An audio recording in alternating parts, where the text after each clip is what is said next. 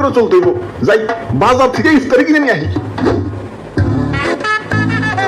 ইদানিং খুব হিসাব করে চলবার লাগছি, তাই বাজেটের মধ্যে ইফতারি কিনবার লাগছি।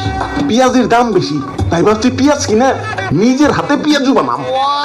ভাই পেঁয়াজের দাম কিন্তু বাইরে গেছে। কি দাম বেড়ে গেছে মানে?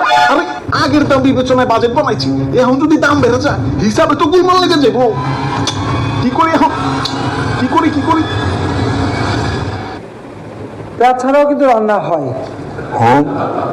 এই পেঁয়াজ নিয়ে এত মানে অস্থির হয়ে পড়ার পেঁয়াজ আনতে যাই না, আমরা কিন্তু পেঁয়াজ ছাড়াও রান্না করি। অনেক তরকারি আছে যা পেঁয়াজ ছাড়াই পাওয়া যায়। না পেঁয়াজ ছাড়া রান্না করবো ঠিক আছে, মাগার পেঁয়াজ ওইটা বানাম কেনতে?